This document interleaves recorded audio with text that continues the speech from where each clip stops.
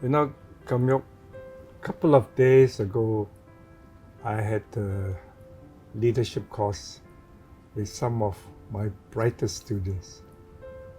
And out of the blue, they asked me, who is my hero? Who is my mentor? And of course, I say, it's my wife, you. You made a mistake. Well, maybe. I'm a heroine. And I explained to them that you have always been the wind beneath my wings. So without you, during all these 50 over years of marriage and 38 years together to build help, I do not think I could have done it even with my other colleagues without you. I remember in 1986, while having a shower, I thought of HELP. The time it was Higher Education Learning Program. Now it's Higher Education Learning Philosophy. So I asked you about this name. Do you remember what you told me? Yes, I agreed immediately. You're very good in acronyms, and this word help, it's catchy, and more importantly, it means a lot to both of us, because both of us were and still are educationists. You have always been a teacher. I remember you always tell stories about how you helped the convent girls in Klang, and there were girls from the rubber estates. You went to visit the families and so on. Yeah, this HELP is now a recognizable, identifiable brand worldwide. But there's one component, and many people are fascinated, but it somewhat mystifies them. What is this thing?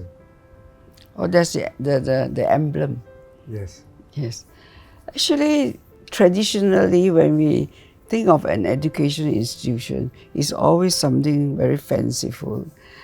And this printer came up when I told him, I said, we need to look for an emblem.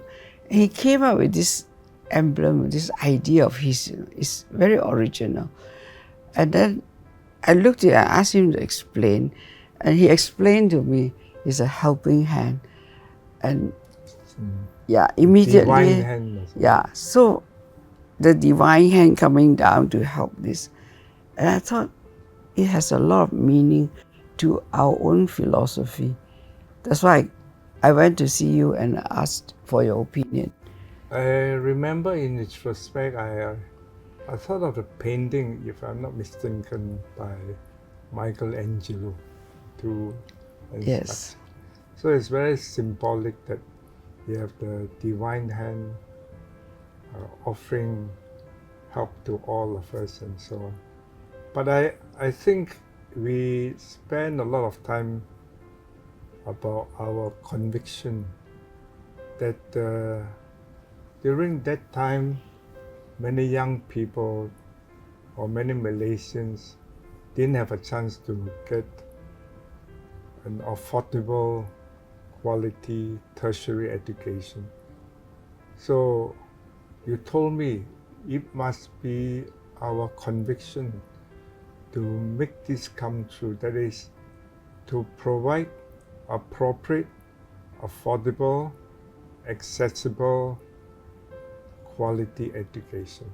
So you are very good in starting projects. We have done many projects, rubber gloves, oil filters, mountain bikes, and so on. You are very good in putting things together. So you started the process in Kampong Atap. What happened in Kampong Atap? We were looking for a space, and we went to see your friend in Arthur Young. And then we were looking for it, and then he said, hey, those people are moving out, And we went to see the place, and we negotiated for the lower rental. Where the time was recession. Yeah, there was recession, and I remembered, I told the landlord, I said, don't throw away the old furniture, I need them. We still have a few pieces in the storeroom. Yeah, because we were so poor, you somehow managed to raise 25,000 ringgit, and we had a few staff. Some are still with us, and for months, some of them didn't even get the salaries. Yes, I was the last person to be paid. Yeah, you're lucky you could be paid. And we shared very small office space. And I remember the library was in the ground floor, the garage. And friends contributed some books and so on. That was all we had. Anyway, I think what matters was that as we evolve, we put all this into our mission statement, which is to help people succeed in life and to live a life of significance through education. So now, lifelong education. You told me it's a very noble thing. Yes. Education is the only way to break all horizontal barriers. Vertical. Education is the thing that goes up vertically, and it breaks all horizontal barriers. With education and training, you can start at the lowest point and reach the highest point. I agree with you. I came from the slums and squatters of KL, and education gave me the opportunity.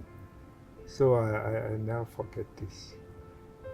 But the second part, to live a life of significance means that we are guided by certain values. And that's the most important, because without education and having certain values to guide us, then we are only giving people a piece of paper. You have always felt very proud about all our students, colleagues, and the community around us. Our first value is pride of achievement. You have always been educating our own grandchildren. What do you tell them? I mean, every day they come to me and say, Mama has been telling me a lot of things, feel proud to do something, not because there's a transaction, I do it because of quid pro quo, but you do it because it's a duty. Can you tell us? Yes, because you see, I always believe that you should be proud of your achievement. And achievement doesn't mean just making money. Achievement is you set on a path or a goal and you reach that. That's the most important thing, whether they are big or small. So pride of achievement is very, very important. And I always remind the kids that they must have this pride in everything that they do and become successful. So there's a mountain, we climb it. Yes. There's a rainbow, we ride it. But at our age, we are not young, rather senior. I won't disclose our age. You still spend a lot of time to share whatever we have. Our second value is sharing success. You still spend time with a lot of people, disadvantaged, marginalized, and so on. Yes, we must help each other in to become successful. And at our age, I always believe if we don't pass on this knowledge of ours, and also the wisdom which we have acquired in these years of experience, then when we leave this world, all this will be lost. So we should pass it down to the new generation, and they can build on that. In particular, make sure they appreciate the time that we give to each other, everyone. Time is the most precious resource. Other things can be bought by money, but not time. So to me, when we talk about success, is ROT, return on time, not just return on capital and so on. You did a lot of daredevil things, so to say. I too, sometimes rather reckless. But there is this value, the courage to be. It's somewhat philosophical. I think nothing can be achieved without courage. Yes. That's fundamental.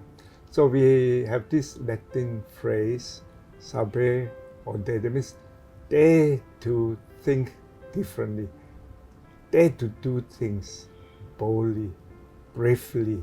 So the courage to be is, who are we as a human being? To be.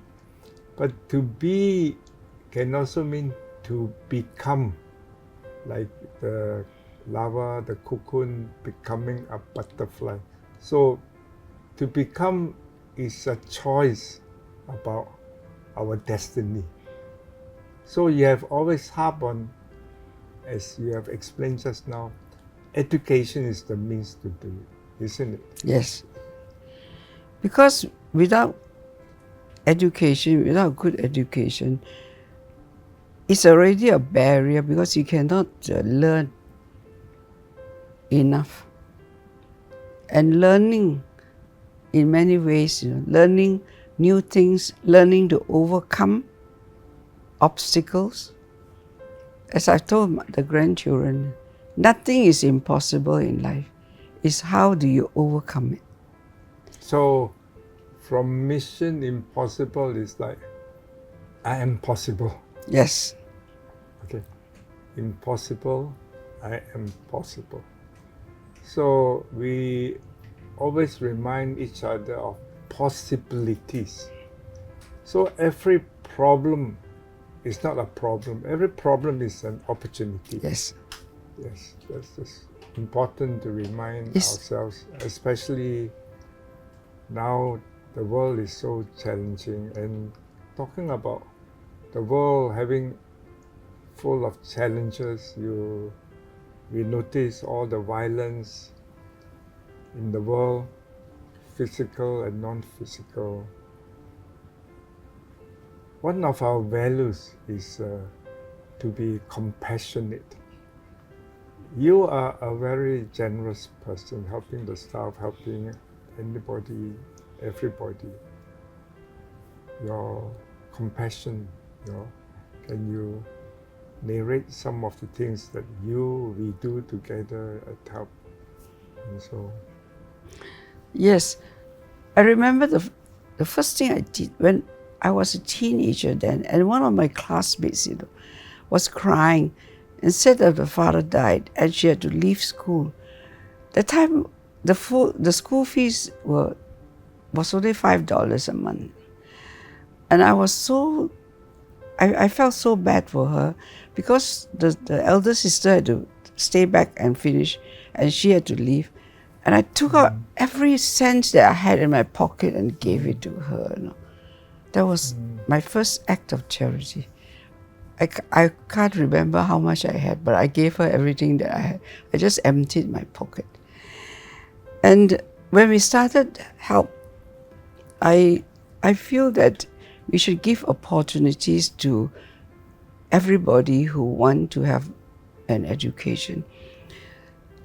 If you look at the population, the student population of Help, you have students from very poor backgrounds, hawkers, poor hawkers, not rich hawkers, poor hawkers, to children of business tycoons, top government civil servants and ministers.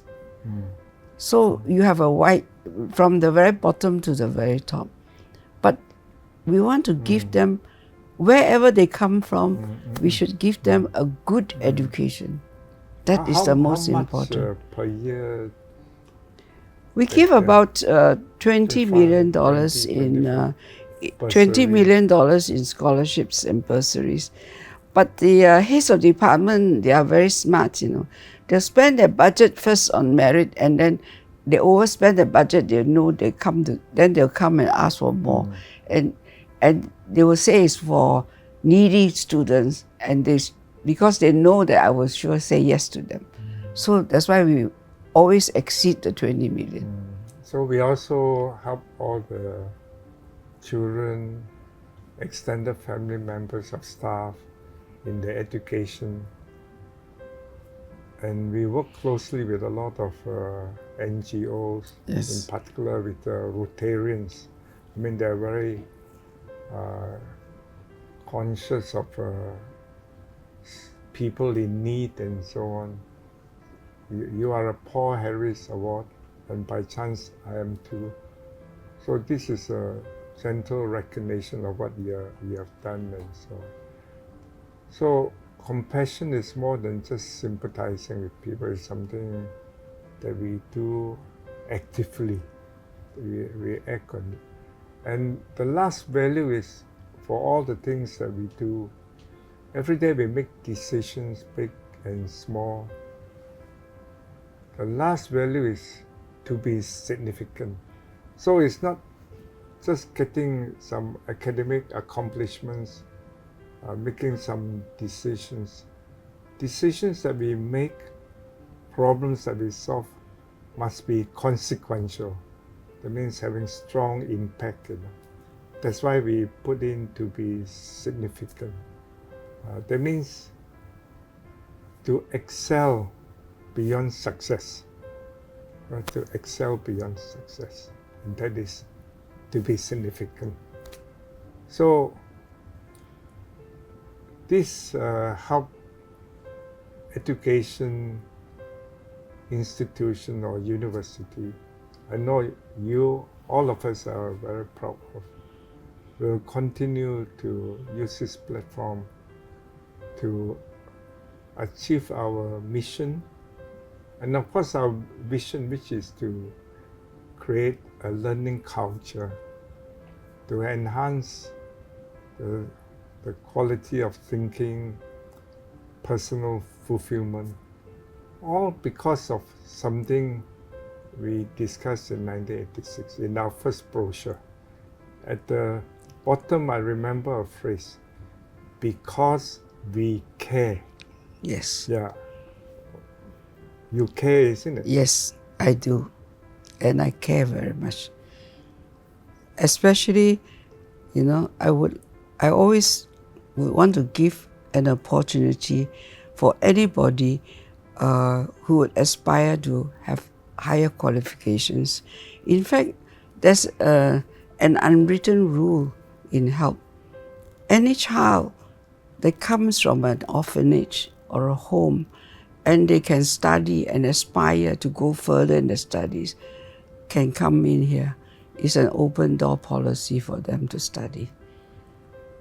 So, because we care is so quintessential, it's the essence of our conviction. And therefore, whatever we do has this significance. That is to say, we are purpose-driven. Yes. We, of course, need the bottom line, which unfortunately is like oxygen and blood and water in our organism. But we never forget the purpose, our idealisms, isn't it? So in our learning culture, we have 5 C's. The first C is about character development. You always tell me and others, that your father give you this name. You better explain in Chinese or whatever. What is his name that is related to this part? Yes. The professor in Shanghai asked me, who gave you this name? I said, my father, of course. But why? Why you ask? And he wrote down. You see, in the Chinese saying, there's this 金益满堂, which is a room full of wealth. But he changed it. He put my name there, 金益良银. That means advice, wealthy advice. So I give very good advice and care to the students, to the young. By the way, my middle name, my father gave me also has a lot of meaning.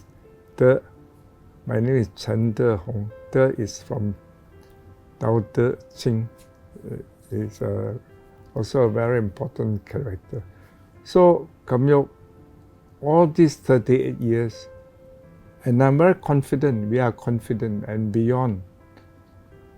Whatever we do is a vow, V-O-W. Whatever we do is about the values that we believe in and we pass on. At the same time, we create opportunities, the O. And the W is wealth, but in Chinese it's Chai, knowledge besides the pocket.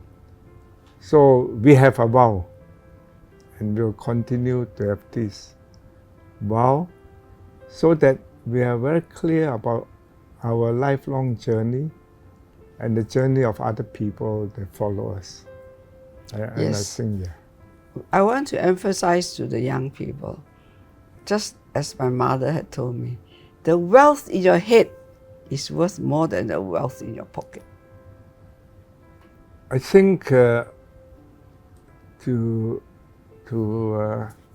close this short conversation, we want to make sense of what we do. We want to create meaning out of the limited time in our life. It's not about some branding exercise per se. It's the purpose, it's the conviction that drives us, all because we care.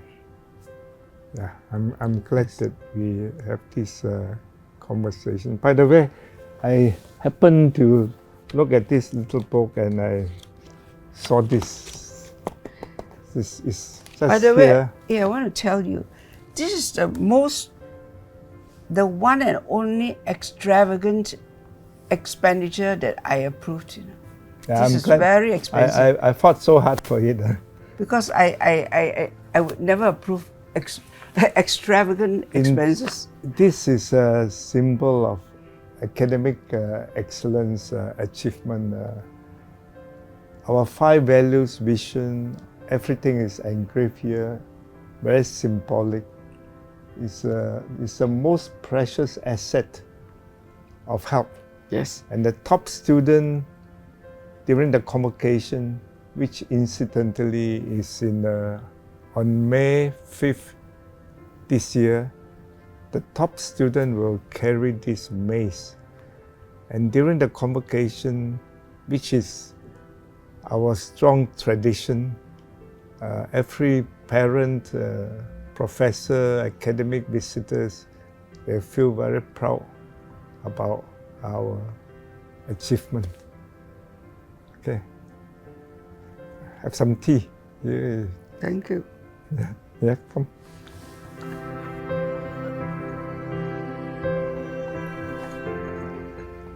Where is this tea from? Madam Chen passed to us. Unfortunately, she left us a few days ago. From Hangzhou, I think.